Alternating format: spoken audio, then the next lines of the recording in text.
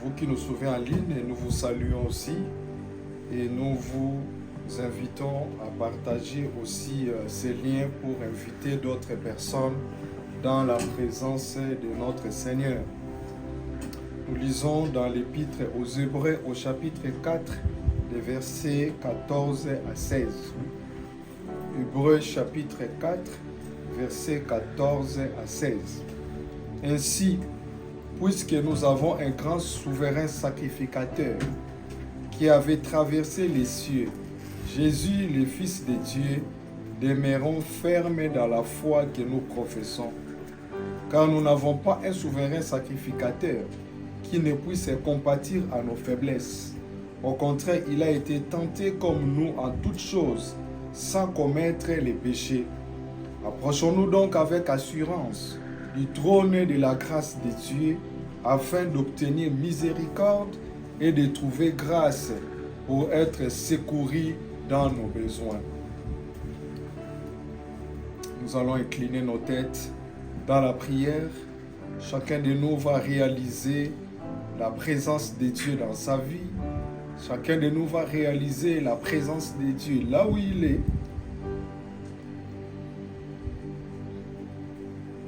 Glorieux Jésus, venu d'en haut, précieux Sauveur des hommes, à la croix tu subis la honte pour nous délivrer de la mort. Nous venons à toi, ô roi éternel, nous inclinons nos cœurs devant toi, ô roi immortel, toi le Dieu parfait, qui habite avec les imparfaits. Glorieux Jésus, venu d'en haut, précieux Sauveur des hommes, à la croix tu subis la honte pour nous délivrer de la mort.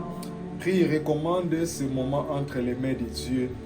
Recommande ces instants que tu veux passer devant le trône de la grâce de Dieu entre ses mains. Comme nous venons de lire, Dieu nous dit, la Bible nous dit de nous approcher de son trône de grâce afin d'être secourus dans nos besoins. Oui, dis à ton Dieu que je m'approche de ton trône de grâce pour te dire combien tu es merveilleux, mais aussi pour que je sois secouru dans tous mes besoins. Prions. Éternel, nous venons auprès de toi. Nous venons devant ton trône de grâce, ô Dieu. Nous venons devant ton trône, ô Père, toi le Dieu d'amour, toi le Dieu tout-puissant, toi le maître de tout, toi qui contrôles tout. Nous venons auprès de toi, ô Père, pour t'exprimer notre gratitude, pour te dire combien tu es merveilleux, pour te dire combien tu es bon. Nous venons auprès de toi, ô Père, pour que nous puissions être aussi secourus dans nos besoins. Car devant ton trône, mon Dieu, tu réponds à nos besoins. Tu donnes la satisfaction à nos besoins. C'est pourquoi nous sommes dans la joie de nous approcher de toi. Nous sommes dans la joie de venir devant ta face, ô Dieu.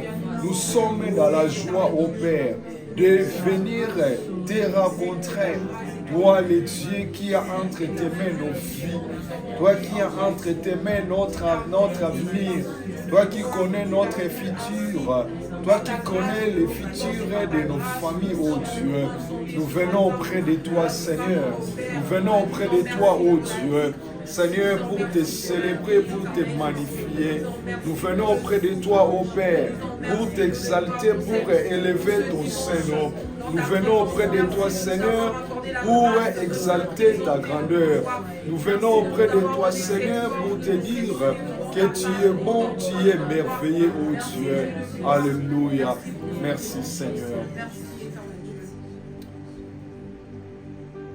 Bien-aimés, nous sommes arrivés pratiquement à la fin du mois de juillet 2024. Quand tu réalises tout ce que Dieu a fait, depuis les premiers jusqu'à aujourd'hui, qu'est-ce que tu peux lui donner en retour? Quand tu réalises ce qu'il a fait dans ta famille, qu'est-ce que tu peux donner en retour à ce Dieu? Quand tu réalises que tout autour de toi, il y a de ceux-là qui ne sont pas arrivés en séjour, quand tu réalises qu'autour de toi, il y en a d'autres qui n'ont pas pu peut-être avoir la paix, la bonne santé que vous avez, qu'est-ce que vous pouvez donner en retour à ces dieux? Je voudrais qu'après ces cantiques, chacun de nous, nous allons chanter ces cantiques de reconnaissance et chacun va réaliser tout ce que Dieu a fait et après nous allons dire merci à ces dieux. Merci, merci Jésus. Merci, merci Jésus. Merci, merci Jésus de tout cœur. Merci, merci Jésus. Merci, merci Jésus. Merci, merci Jésus de tout cœur. Oh, nous t'élevons Jésus. Nous t'élevons Jésus, nous t'élevons Jésus de tout cœur. Nous t'élevons Jésus, nous t'élevons Jésus, nous t'élevons Jésus de tout cœur. Oh mon Dieu, tu es bon.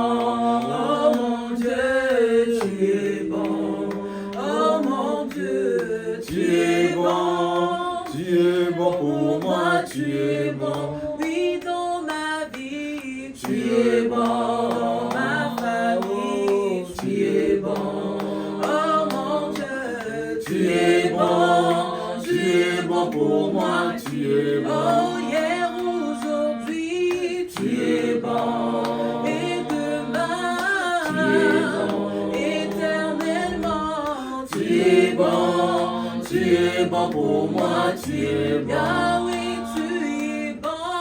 Tu es bon. Oh, tu es bon. Tu es bon.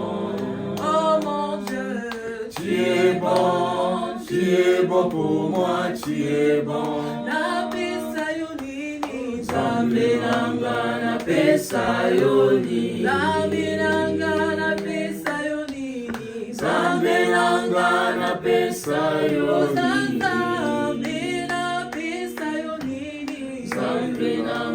Napesa yo nini, oh napesa yo nini, Nzambe nanga napesa yo nini. Oh mon Dieu, tu es bon. Oh mon Dieu, tu es bon. Oh mon Dieu, tu es bon. Tu es bon pour moi, tu es bon. Tu es bon Jésus, tu es bon.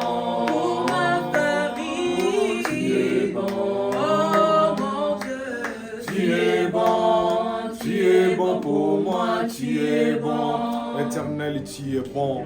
Oh, pour tout ce que tu as fait, mon Dieu. Nous ne pouvons que te dire que tu es bon, tu es merveilleux, oh Dieu. Merci pour la bonté, mon Dieu. Nous te disons merci, oh Dieu, car dans ta bonté, tu nous as donné la vie. Depuis le début de ce mois de juillet, mon Dieu, jusqu'à présent, chaque jour, tu nous renouvelles le souffle de vie. Nous te bénissons, oh Dieu, pour la paix que tu nous as donnée, mon Dieu. Nous te disons merci, oh Dieu, car depuis le début de ce mois, tu nous as gardés, tu nous as protégés. Merci Seigneur, car ta main puissante était toujours sur nous, oh Dieu. Mon Dieu, dans ta bonté, tu nous as soutenus, tu nous as tellement fait du bien. Voilà pourquoi devant ta face, nous ne pouvons pas nous taire. Voilà pourquoi devant ta face, mon Dieu, nous ne pouvons pas garder silence.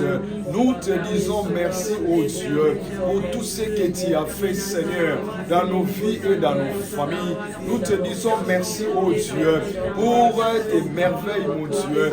Nous te disons merci, oh Dieu, Seigneur, parce que tu nous as aidés. Oh, merci, car tu étais pour nous le véritable appui. Oh Dieu, nous étions malades. Tu nous as guéris. Nous avions des problèmes. Tu nous as donné des solutions, mon Dieu. Chaque jour, tu étais là pour nous sécuriser, oh Dieu. Merci pour des victoires que tu nous as accordées. Merci parce que depuis le début de ce mois, tu es et tu restes le seul pourvoyeur de nos vies, oh Dieu. Nous te sommes vraiment reconnaissants. Nous bénissons ton nom, oh Dieu. Que ton nom soit magnifié. Que ton nom soit glorifié, oh Dieu. Alléluia. Merci Seigneur. Oh, tu es bon, mon Dieu. Tu es bon, notre Dieu. Alléluia. Merci Seigneur. Veuillez vous asseoir. La Bible dit que si nous disons que nous n'avons pas de péché, nous sommes des menteurs et la vérité n'est point en nous. Lorsque nous nous approchons de Dieu, nous devons être sûrs et certains que nous avons confessé nos péchés et qu'il n'y a pas de péché qui cloche en nous. Car notre Dieu, lorsque nous confessons nos péchés, il est fidèle et juste pour nous les pardonner et pour nous purifier de toute iniquité. Et si nous disons que nous n'avons pas de péché, nous les faisons mentir et sa parole n'est point en nous. Je viens à toi, je viens à toi, je viens à toi, tel que je suis. Je viens à toi, oui, je viens à toi, je viens à toi, tel que je suis. Je viens à toi, oui, je viens à toi.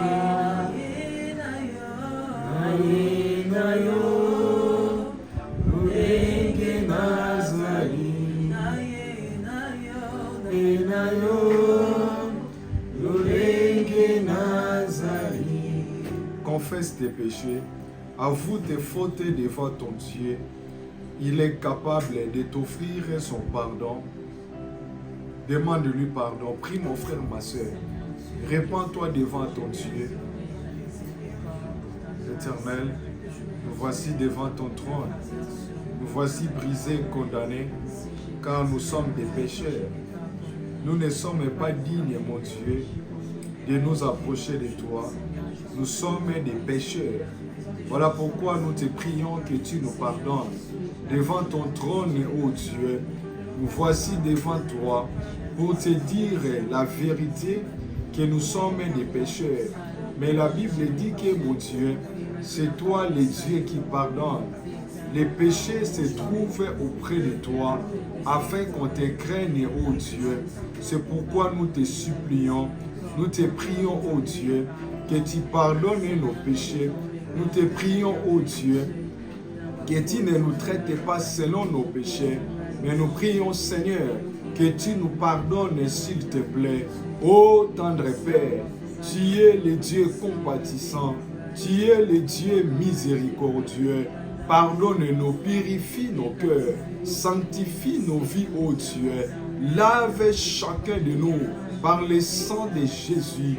Père, s'il te plaît, efface nos péchés, Purifie nos cœurs, sanctifie nos vies, oh Dieu, au nom de Jésus. Oh mon Dieu, oh qui peut résister devant toi? Mon Dieu, si toi tu ne nous pardonnes pas, à qui d'autre irions-nous, Seigneur? Voilà pourquoi devant ton trône, oh nos cœurs sont répandus, oh Dieu, pour te demander pardon, pour te supplier, oh Dieu. Oui, tu es le Dieu miséricordieux.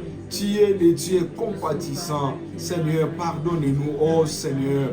Je te prie, Seigneur. Oh, nous te prions, Seigneur, que tu pardonnes aussi les péchés de nos membres de famille. Que tu pardonnes aussi, Seigneur, les péchés de tout et chacun des membres de nos familles, oh Dieu. Au nom de Jésus-Christ, s'il te plaît, mon Dieu.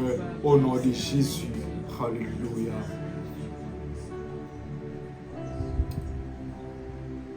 Sans le Saint-Esprit, il nous est difficile de mener des vies qui plaisent à Dieu. Sans l'aide du Saint-Esprit, tu ne seras pas capable de mener une vie chrétienne authentique.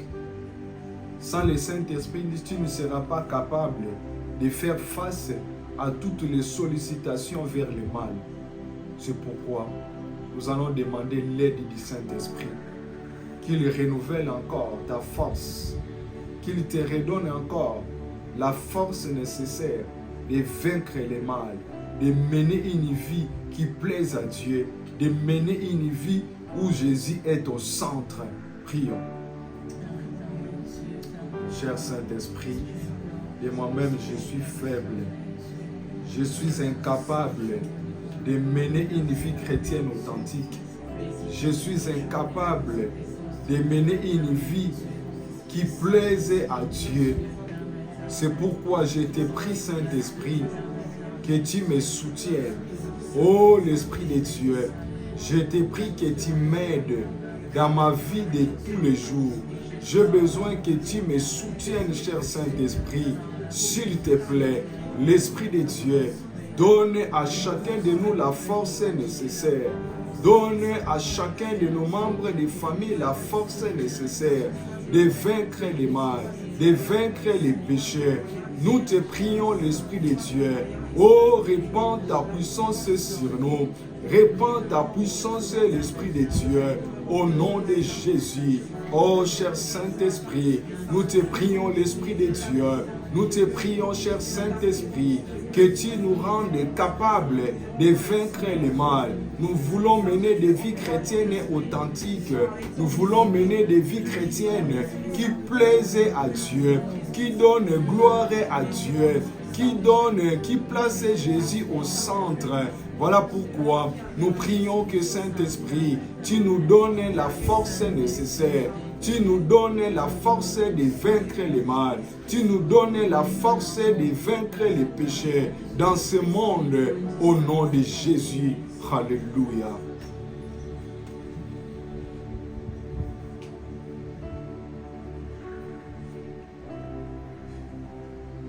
Nous voulons adorer Jésus. Nous voulons l'adorer. Comme nous avons lu dans notre texte des Hébreux, que lui seul était capable de prendre notre place. Celui notre souverain sacrificateur. Il était en même temps lui-même sacrifice.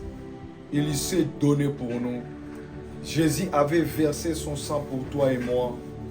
Son sang avait coulé pour le pardon de nos péchés. Voilà pourquoi, mon frère, ma soeur, je voudrais que tu réalises cette œuvre de la croix pour que tu puisses élever ton Jésus. Il n'y a pas un autre sauveur comme Jésus. Personne n'était capable de prendre ta place. Personne n'était capable de prendre ma place. Nous voulons l'adorer. Nous voulons le magnifier. Nous voulons le célébrer. Comme un étendard tu es, comme un étendard tu es, comme un étendard tu es. Je t'aime rhabiller, comme un étendard tu es, comme un étendard étendard, tu es. Comme un étendard, tu es. Je t'aime habiller. Oh, je veux exprimer mon désir, celui de t'adorer, mon roi.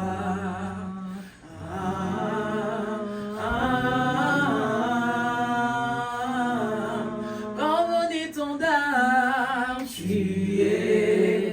Comme un étendard, tu es. Comme un étendard, tu es. Comme un étendard, tu es. Tu ne m'as pas oublié, tu m'aimes encore. Tu ne m'as pas oublié, tu m'aimes encore. Yahweh, tu ne m'as pas oublié, tu m'aimes encore. Tu ne m'as pas délaissé, tu m'aimes encore. Rabbi, Rabbi, Rabbi, je t'aime, Rabbi, Rabbi, Rabbi, Rabbi, je t'aime, Rabbi. Tu ne m'as pas oublié, tu m'aimes encore. Toi qui avais pris ma place, toi le souverain sacrificateur, tu étais en même temps les sacrifices et l'offrande, tu t'es donné Jésus pour moi. Oh Jésus, je viens t'adorer. Toi qui m'as témoigné le vrai amour en donnant ta vie pour moi. Tu m'as sauvé Jésus. Moi qui étais l'esclave du péché. Mais Jésus, tu as payé le prix de mes péchés. Tu as payé le prix de ma dette. J'ai été acquitté, moi le coupable. J'ai été déclaré innocent. Car toi, tu avais payé ma dette. Jésus, tu avais versé tout sang pour nous. Tu nous as sauvés, Jésus. Par ta mort expiatoire, ton sang avait coulé, Jésus, pour la rémission de nos péchés. Oh, tu nous as sauvés, Jésus. Tu nous as libérés. Nous étions des esclaves. Jésus, tu nous as libérés.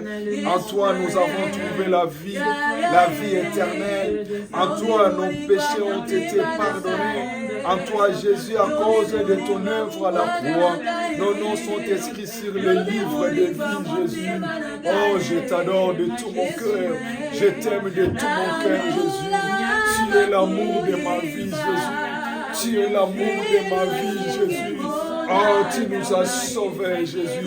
C'est toi le sauveur de l'humanité. Tu es le Seigneur des Seigneurs. Tu es le sauveur des sauveurs. C'est en toi qui a la vie.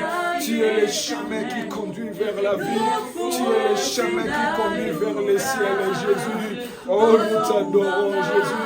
Nous qui étions dans la boue, Jésus, dans la boue des péchés, tu es venu là où nous étions, Jésus. Tu nous as sauvés, Jésus. Tu nous as sauvés, Jésus. Tu nous as libérés, Jésus. Oh, nous t'adorons, Jésus. Nous t'adorons, Jésus. Oh, nous t'adorons, l'homme de Galilée. Nous t'adorons, le sauveur de l'humanité, le vainqueur de Golgotha.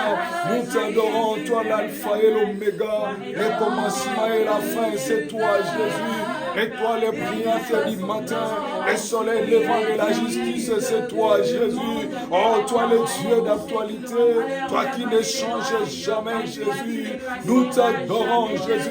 Nous t'adorons, Emmanuel. Nous t'adorons, Jésus-Christ. Tu es le sauveur des sauveurs, le Dieu de notre salut, le Dieu de ma vie, c'est toi.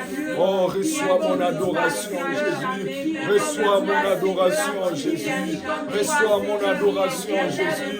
Reçois mon adoration, Jésus. Alléluia. Oh, Jésus. Alléluia. Oh, Jésus. Reçois notre adoration. Nous t'adorons, Seigneur. Oh, nous t'adorons, Seigneur. Nous t'adorons, Seigneur. Alléluia. Ça se passe maintenant. Ici et maintenant, touché. J'aimerais que tu chantes ce morceau de cantique. Ici et maintenant, ça se passe quelque chose. Là où Jésus règne, il laisse des signes. Là où Jésus est adoré, quelque chose se passe. Les malades sont guéris, les captifs sont délivrés, les verrous tombent, les chaînes tombent, les morts sont ressuscités. Chantons ce morceau de cantique. Ici et maintenant, ça se passe maintenant. Ici et maintenant. Chante-le avec tout ton cœur, mon frère, ma soeur. Même toi qui nous suis en ligne, chante-le avec tout ton cœur. Quelque chose se passe. Jésus te touche. Il touche tes enfants. Oh, alléluia. Répondu face contre terre, rien ne peut confonder la gloire de ton nom.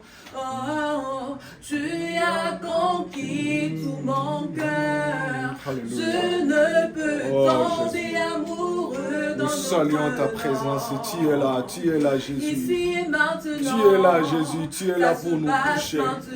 Tu es là pour nous restaurer, l'homme de Galilée. Tu es là, le Dieu d'actualité. Alléluia.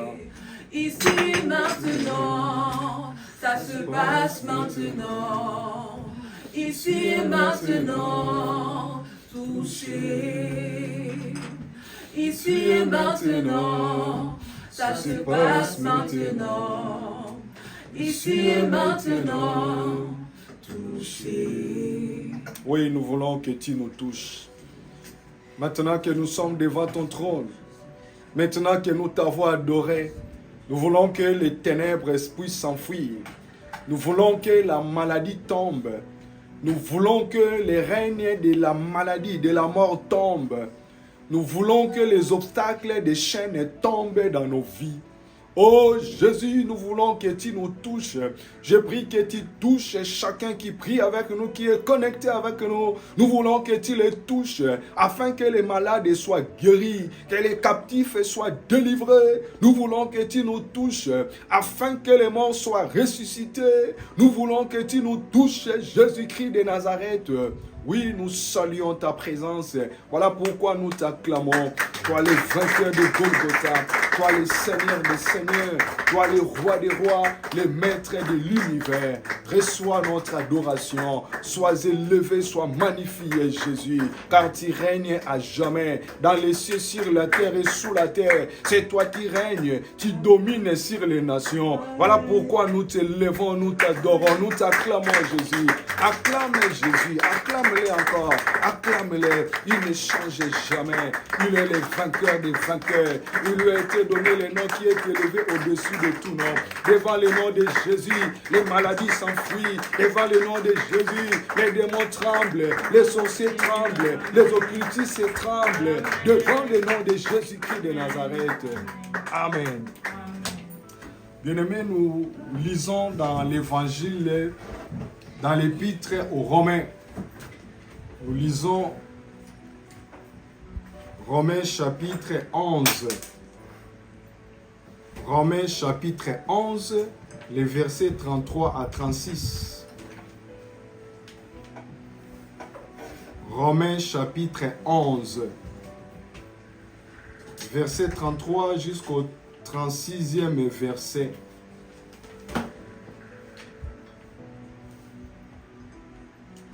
J'attends que vous puissiez prendre votre Bible.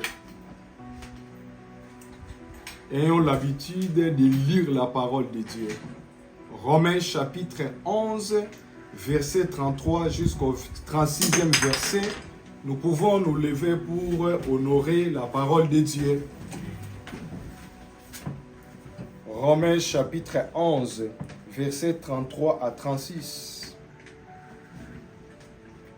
Ô profondeur de la richesse, de la sagesse et de la science de Dieu, que ses jugements sont insondables et ses voies incompréhensibles. Car qui a connu la pensée du Seigneur, ou qui a été son conseiller, qui lui a donné les premiers pour qu'il aille à recevoir en retour? C'est de lui, par lui et pour lui que sont toutes choses. À lui la gloire dans tous les siècles. Amen. Amen. Nous allons relire le verset 36 ensemble. C'est de lui, par lui et pour lui que sont toutes choses. À lui la gloire dans tous les siècles. Amen. Veuillez vous asseoir. Nous voulons partager un thème important, à savoir qui est ta référence. Qui est ta référence ou qui est votre référence? Mes frères et sœurs, nous vivons dans ce monde où nous sommes toujours à la quête ou à la recherche des modèles à imiter ou des références. Mais il y a un constat à faire aujourd'hui. Notre monde fait face à la crise des modèles aujourd'hui. Fait face à la crise des repères. Des fois, on ne sait plus qui imiter à cause de beaucoup de scandales, à cause de mauvais comportements des hommes et des femmes qui devaient servir de modèles, qui devaient servir de modèles aux jeunes, des jeunes qui devaient servir de modèles aux ados. Aujourd'hui, le monde fait face à la crise des modèles. Dans la vie politique, on ne sait plus qui imiter, car dans le monde politique est rempli de démagogues, de détourneurs de fonds, surtout en Afrique, des voleurs, des ministres voleurs, des présidents voleurs. Le monde est rempli des escrocs, des menteurs, des gens qui mentent comme ils respirent. Dans la famille, il y a la crise des modèles. Des parents qui devaient servir de modèles et ils mènent un comportement bizarre à tel point que les enfants n'ont plus de modèles à imiter. Les parents sont devenus des ivrognes, ils sont des adultères, ils sont des menteurs, ils sont des voleurs, des corrupteurs. Même à l'église, l'église qui devait rester notre source. Mais dans l'église, il y a aussi pas mal de scandales. Quand vous regardez sur les réseaux sociaux, vous trouvez des pasteurs, des prophètes, des apôtres qui se chamaillent. Ils vont régler même leurs comptes sur des places publiques. À tel point qu'on se pose des questions. Qui est le modèle à suivre maintenant? Qui peut être ma référence? Et dans la vie de tous les jours, nous avons des références dans les différents domaines de la vie. Vous pouvez trouver quelqu'un qui a sa référence, se réfère à un joueur de football, de tennis, de handball, de soccer. En tout cas, c'est ma référence. Vous allez trouver même des jeunes qui essaient de s'habiller comme ces joueurs-là. Dans la musique, la même chose. Dans la vie politique, il y a de ceux-là qui ont des modèles, de philosophes qui ont fait des noms, de sociologues qui ont fait des noms. Car une référence, c'est un guide. Quelqu'un qu'on prend comme une référence, ça sert de guide. Ou c'est un influenceur. Quelqu'un qui vous influence, qui influence même votre accoutrement, qui influence même votre façon de parler, qui influence même votre façon de vous comporter. C'est un modèle à suivre, modèle à imiter.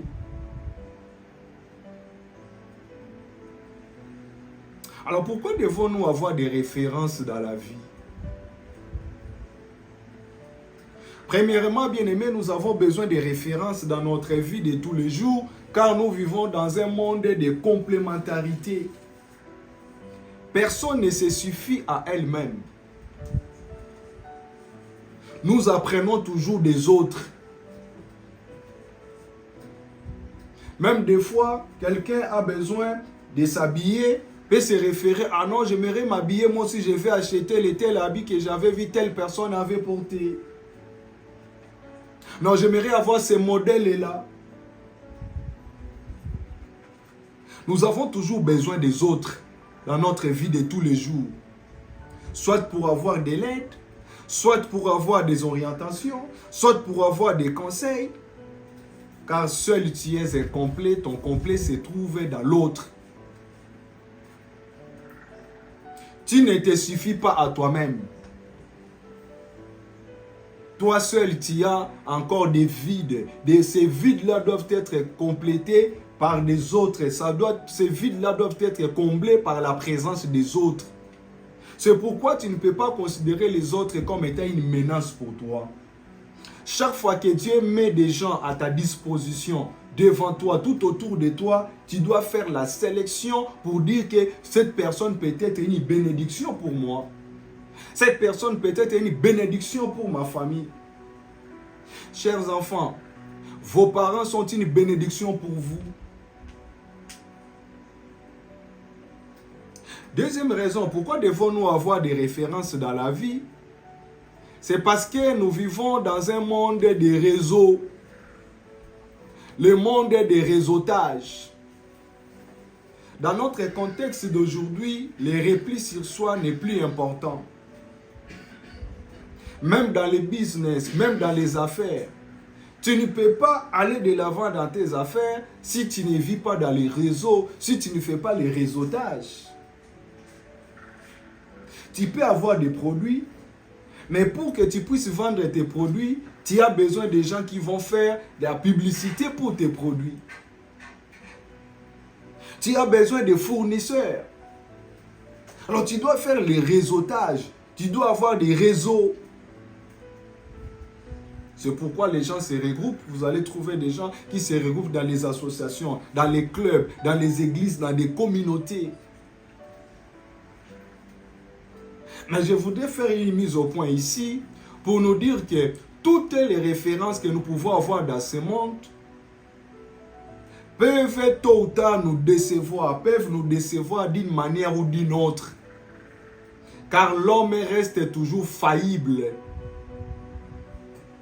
Mais il n'y a que Dieu révélé en Jésus-Christ de Nazareth qui est et qui reste la vraie référence. C'est pourquoi notre thème, c'est une question. Qui est ta référence? Je ne te dis pas que tu ne peux pas prendre des références, les gens dans ce monde. Mais Dieu doit être ta première référence. C'est pour cela, si Dieu est ta première référence, la vraie référence de ta vie, pour que tu puisses maintenant faire le choix de certaines personnes dans ce monde, dans ta vie de tous les jours, tu dois te référer à Dieu. Tu vas regarder quels sont les principes que je trouve auprès de Dieu qui peuvent me guider pour choisir telle personne pour qu'il soit mon modèle, pour qu'il soit le modèle à imiter, pour qu'il soit mon mentor, pour qu'il soit mon allié. Alors c'est pour cela, dans ces textes que nous venons de lire, Romains chapitre 11, versets 33 à 36, l'apôtre Paul nous donne le portrait de Dieu comme étant la vraie référence. Il est en train de dresser les tableaux de ce Dieu qui doit être la vraie référence de notre vie de tous les jours.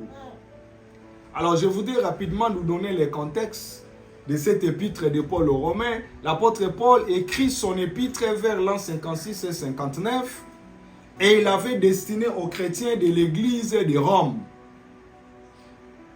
Ces chrétiens de Rome étaient entrés en contact avec l'évangile de Jésus-Christ, probablement lors de l'effusion, lors de la venue du Saint-Esprit à la fête de Pentecôte. La Bible nous dit que ces jours-là, il y avait beaucoup de personnes qui avaient donné leur vie à Jésus-Christ. Car les Israélites, à l'époque de la Bible, la plupart des gens, quand il y avait des fêtes importantes, ils faisaient le déplacement vers le temple de Jérusalem. Quand il y avait la fête de Pentecôte, la fête de Pâques, les gens faisaient les déplacements pour aller au temple de Jérusalem. Et la Bible nous dit que ces jours-là, le jour de la Pentecôte, le Saint-Esprit était venu selon la promesse que Jésus avait faite à ses disciples. Et la Bible nous dit que ces jours-là, Pierre et les autres avaient prêché. Pierre avait prêché, il y avait beaucoup de gens qui avaient donné leur vie à Jésus-Christ et probablement, il y avait des gens qui venaient de Rome, qui avaient donné leur vie à Jésus-Christ et qui avaient implanté l'église dans la ville de Rome. Et alors l'apôtre Paul adresse son épître à ces chrétiens de Rome, à l'église de Rome. Dans sa lettre, l'apôtre Paul donne un exposé systématique de la doctrine du salut. Il montre que le salut ne se trouve qu'en Jésus-Christ. Il démontre que c'est Jésus-Christ seul, en lui, que Dieu pardonne tous nos péchés. Dans son épître, dans sa lettre, l'apôtre Paul, il est en train de mentionner que si nous voulons rencontrer Dieu comme étant notre Père, nous avons l'obligation de faire la rencontre personnelle avec Jésus-Christ. Car c'est lui qui était devenu péché. C'est lui qui s'est sacrifié pour nous. Il était mort à la croix. Par sa mort expiatoire, Dieu a pardonné tous nos péchés. Voilà pourquoi le salut ne se trouve qu'auprès de Jésus-Christ. Vous devez faire la rencontre personnelle. Vous devez l'inviter dans votre vie pour qu'il soit votre sauveur et le Seigneur de votre vie. Vous devez renoncer à votre vie de péché. Vous devez accepter que de vous-même, vous êtes incapable de vous sauver et que Jésus avait déjà réglé les problèmes de vos péchés à la croix. Vous devez accepter ce qu'il avait fait. Voilà pourquoi vous devez l'inviter dans votre vie pour qu'il soit votre sauveur et qu'il soit le Seigneur de votre vie. C'est alors que vous allez entrer en contact avec Dieu. Et dans notre péricope du chapitre 11, les versets 33 jusqu'au verset 36, l'apôtre Paul est émerveillé. Il éclate dans la louange lorsqu'il a réalisé ce que Dieu est. Il loue Dieu, il exalte Dieu et il nous donne les traits caractéristiques de Dieu qui est notre vraie référence. Parce que dans notre vie de tous les jours, chacun de nous a son modèle à suivre ou sa référence. Mais chacun a ses raisons.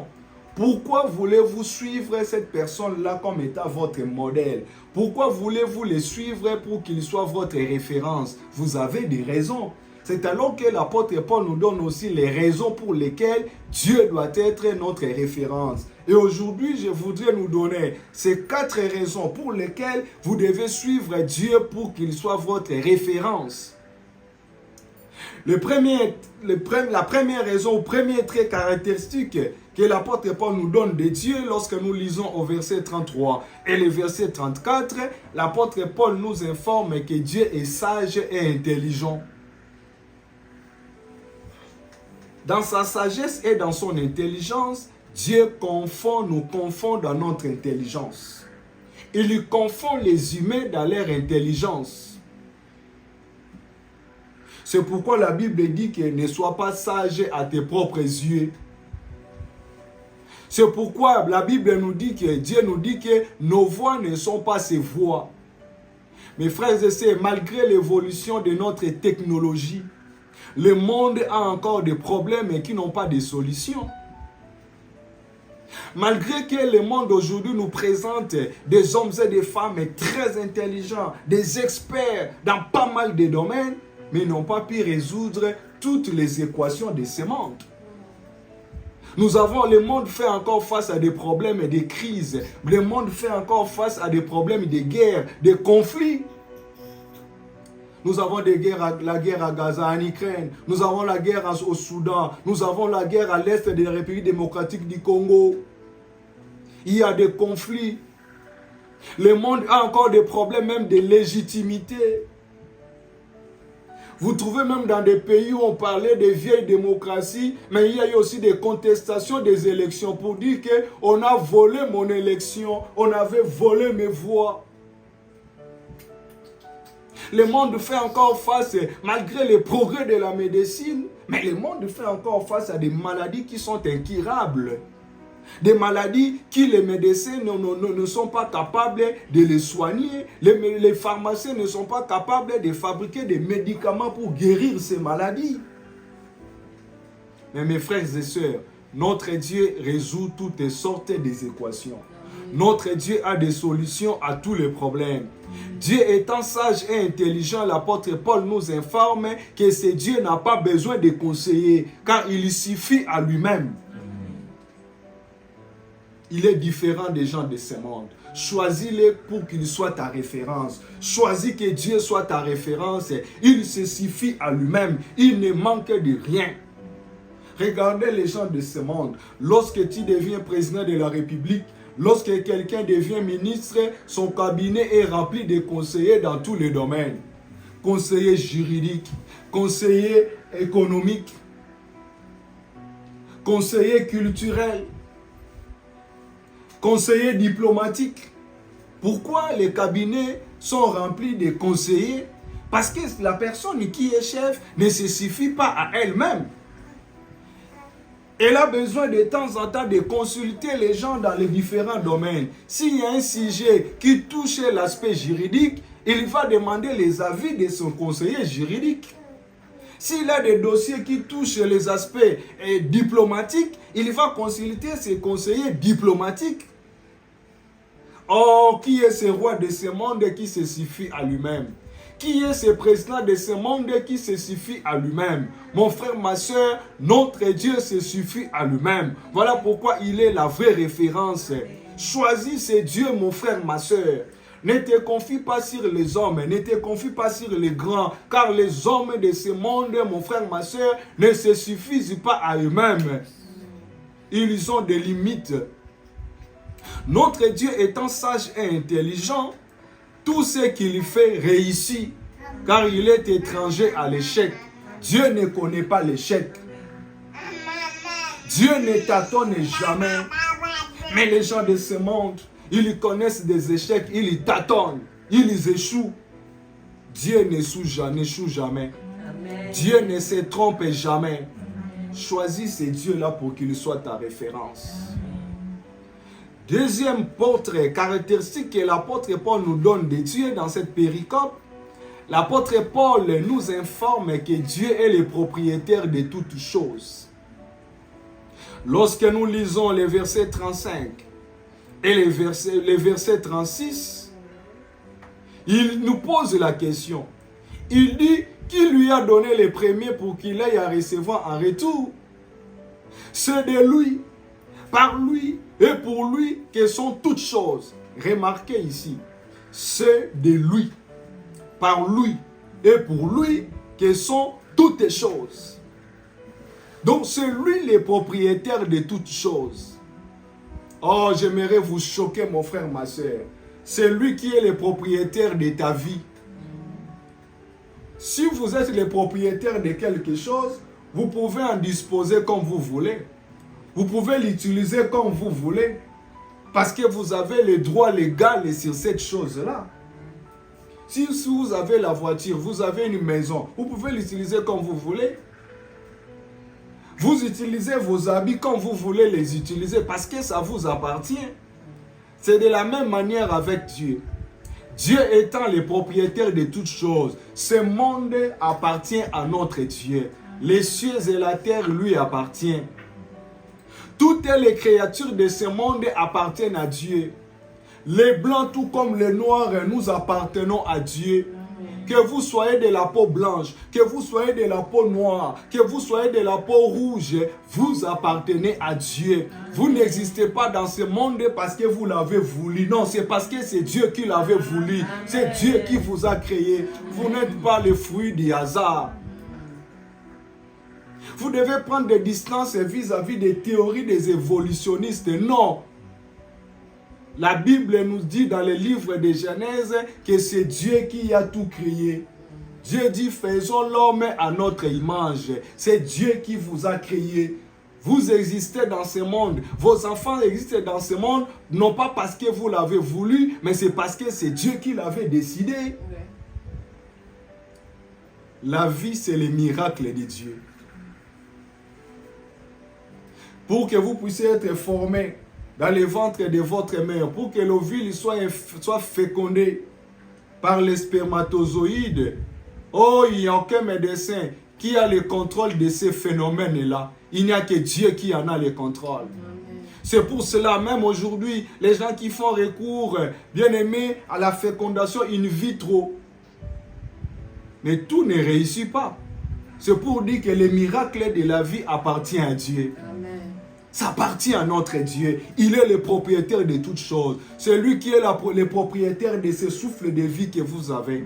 S'il décide, même en une seule seconde, il peut vous les retirer.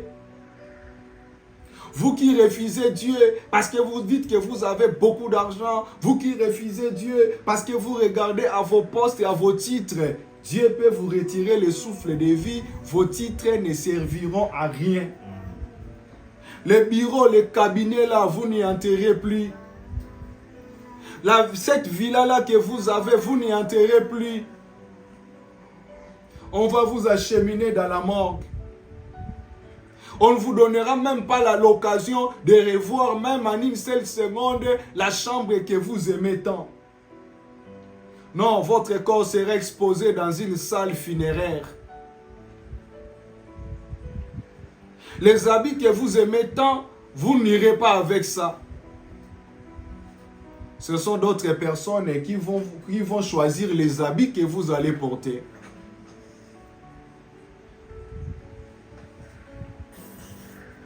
Mon frère, ma soeur, choisis Dieu pour qu'il soit ta référence. Il est le propriétaire de ta vie. Il est le propriétaire de ta bonne santé. Vos yeux appartiennent à Dieu. Ne l'utilisez pas pour d'autres choses. Utilisez vos yeux pour la gloire de Dieu. Vos mains, c'est Dieu qui appartiennent à Dieu. Utilisez-les pour la gloire de Dieu. Votre sexe appartient à Dieu. Utilisez-les pour la gloire de Dieu. Votre voix appartient à Dieu. Utilisez-la pour la gloire de Dieu. N'utilisez pas vos mains pour tuer les gens.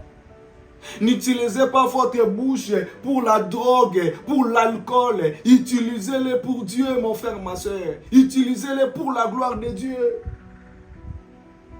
Peut-être vous qui me suivez, vous avez les projets dans quelques instants, vous allez partir commettre les crimes, faire du mal. Non, utilisez vos pieds pour la gloire de Dieu. Ne l'utilisez pas pour répandre le sang, pour tuer. Dieu étant le propriétaire de toutes choses, il ne manque de rien. Étant le propriétaire de toutes choses, mon frère, ma soeur, nous ne sommes que des simples gérants. Dieu étant le propriétaire de toutes choses, il a tout et peut te donner tout ce que tu désires. Dieu peut te donner ce que personne de ce monde ne peut te donner. Il peut vous donner la paix. Vous cherchez la paix. Vous prenez des fois des médicaments, vous commencez à prendre de l'alcool. Malgré cela, vous n'avez pas la paix. Vous commencez à faire même ce que vous ne faisiez pas parce que vous vivez dans les tourments, vous êtes dans la dépression. Mon frère, ma soeur, choisis Dieu pour ta référence. Il est capable de te donner la paix. Quand il s'appelle le Dieu de paix, il est Jéhovah Shalom. Il va vous donner la paix. Dieu, vous cherchez la bonne santé. Oui, il a la bonne santé. Il guérit de toute maladie. Il peut vous donner la bonne santé. Je ne sais pas ce que vous cherchez. Dieu est capable de vous le donner. Tout lui appartient. Il est capable de tout. Troisième chose que l'apôtre Paul nous dit sur Dieu. Il dit que Dieu est le juste juge. Dieu est le juste juge. Au verset 33, il dit « Ô profondeur de la richesse, de la sagesse et de la science de Dieu, que ses jugements sont insondables et ses voies incompréhensibles. » Dieu est le juste juge, mon frère, ma soeur.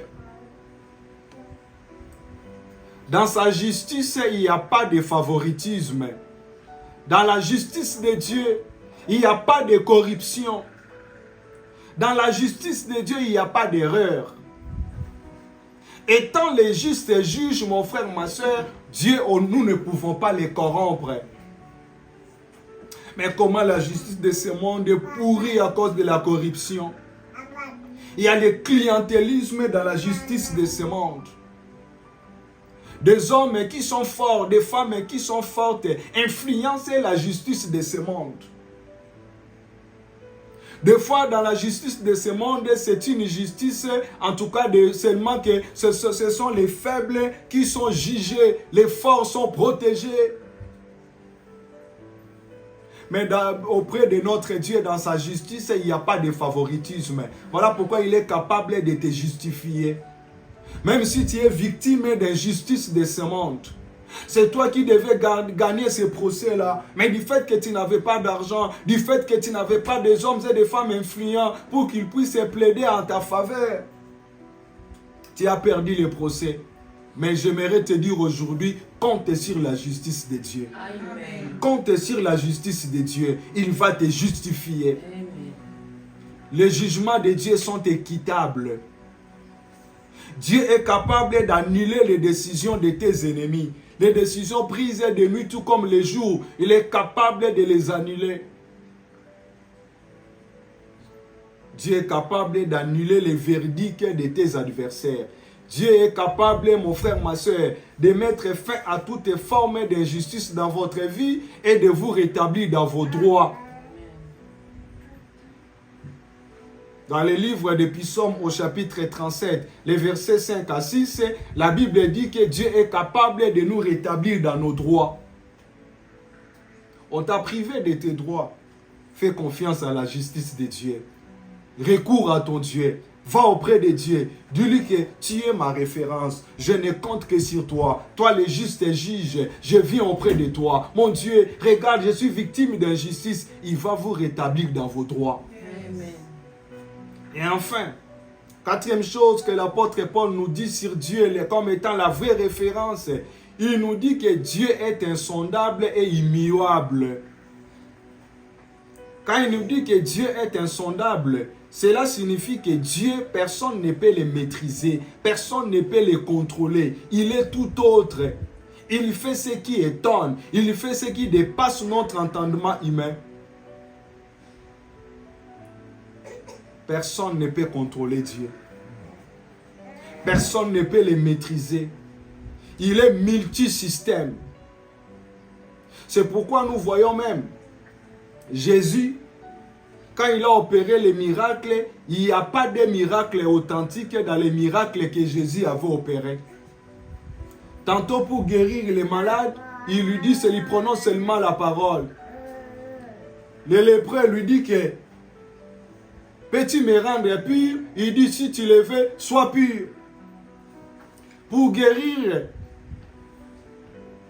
ces paralytiques à la piscine de Bethesda, il a prononcé la parole, il dit, lève-toi, prends ton lit et marche. Sur les champs, les paralytiques étaient guéris.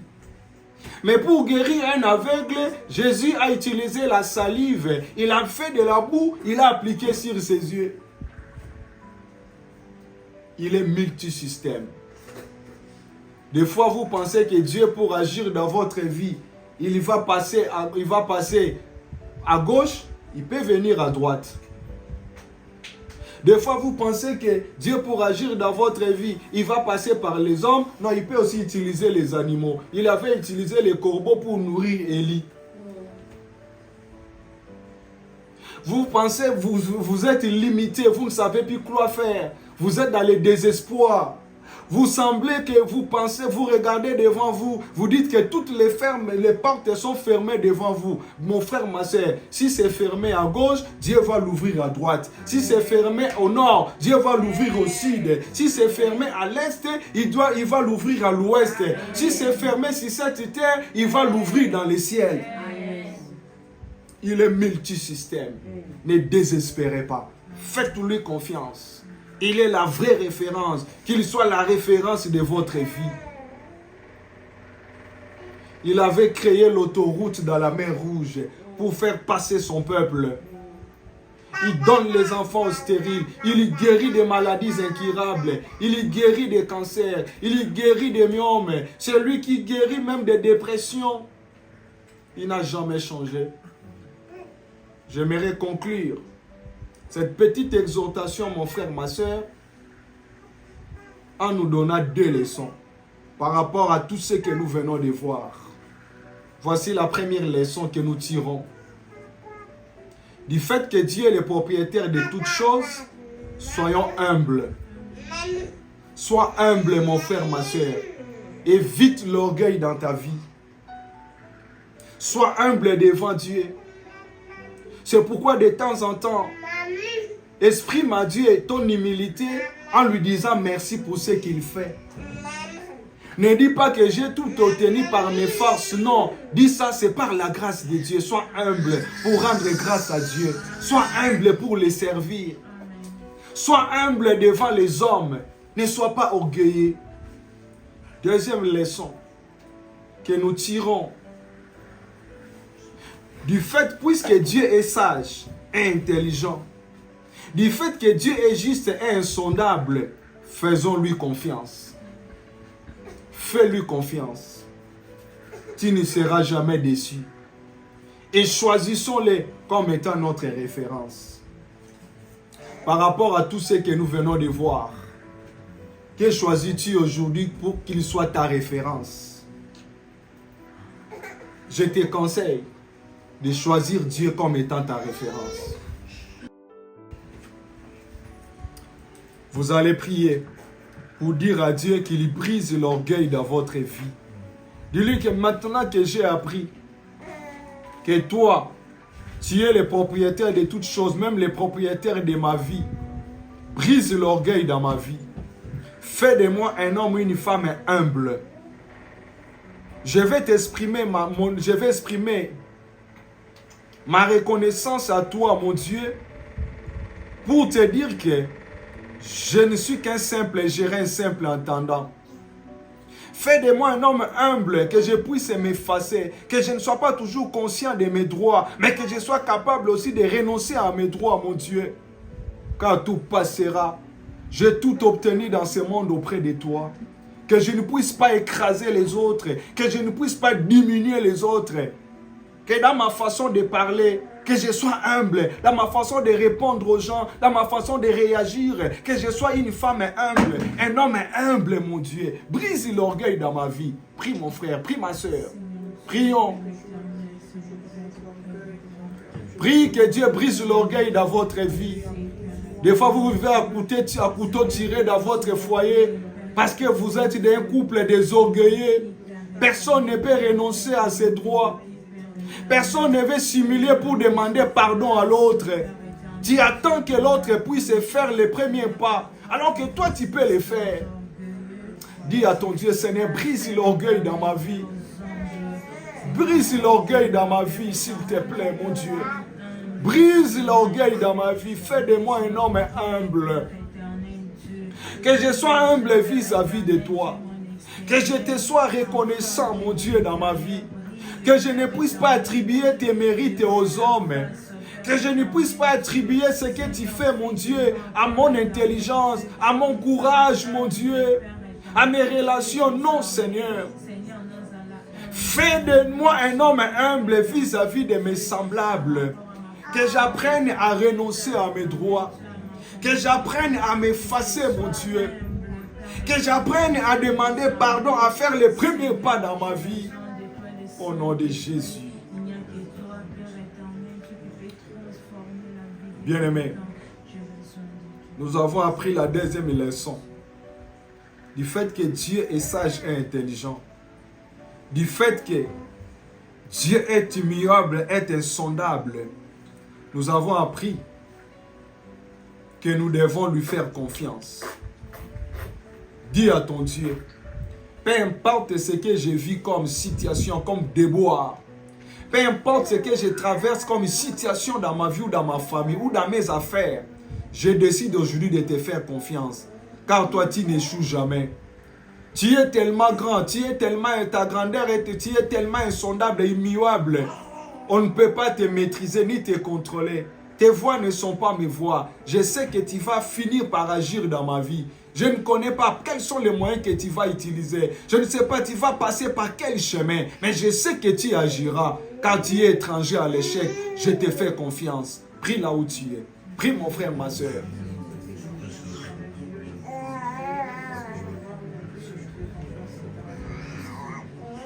Puisque tu es sage et intelligent, puisque tu es immuable et insondable, je décide aujourd'hui de te faire confiance.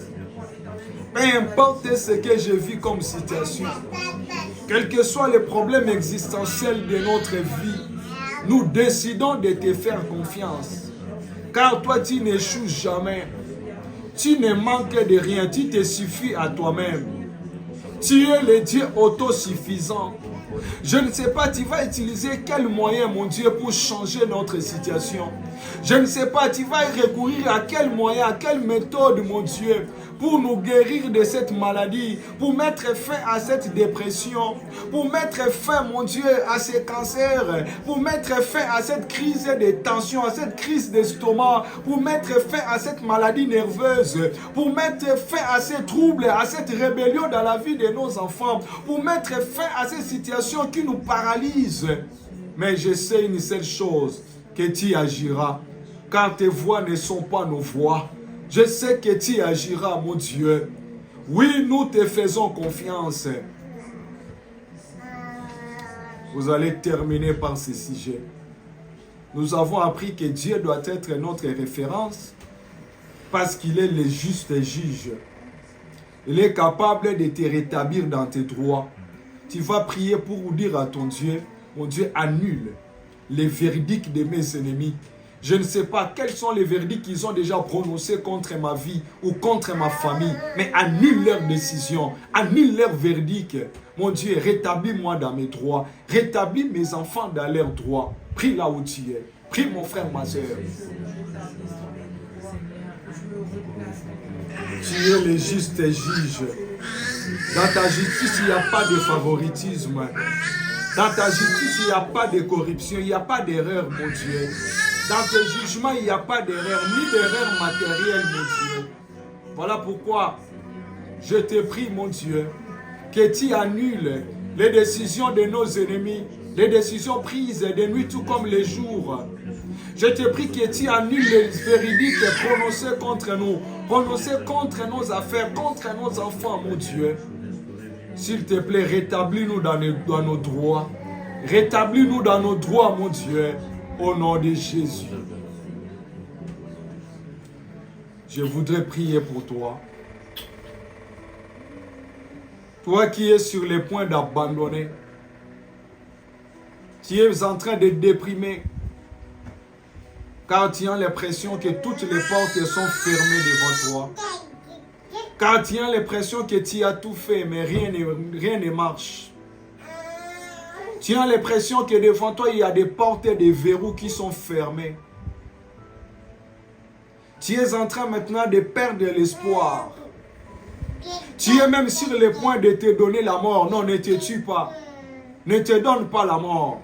Dieu a encore quelque chose à faire dans ta vie. Dieu est capable de changer le cours de ton histoire. Lui, la vraie référence.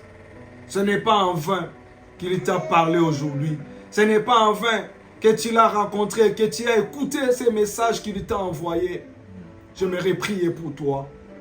Éternel et Dieu Tout-Puissant, le maître de l'univers, le propriétaire de toutes choses. Toi, le Dieu insondable, le Dieu immuable. Toi, le Dieu sage et intelligent.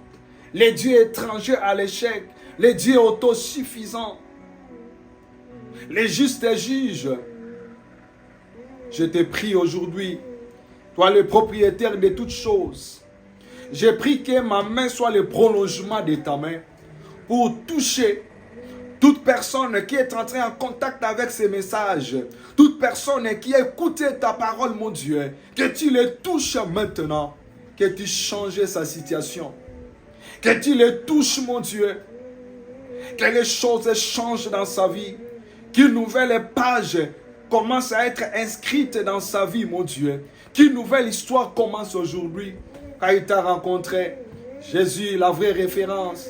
Il t'a rencontré. Toi qui es étranger à l'échec. Oh, que ceux qui sont malades, je prie que tu les guérisses. Peu importe le nom de leur maladie. Ceux qui sont dans la dépression, je prie que tu les fasses sortir de cette dépression. Que cette personne qui est dans l'impasse, que tu les fasses sortir de cette impasse, mon Dieu. Oh, je prie, mon Dieu, que tu les justifies en face de ses ennemis. Que les verdicts de ses ennemis soient annulés. Je prie que tu les rétablisses dans ses droits. Que tu lui donnes ce que les hommes, ce que le monde n'ont pas pu lui donner, mon Dieu. Car tu n'as jamais changé. Au nom de Jésus. Amen.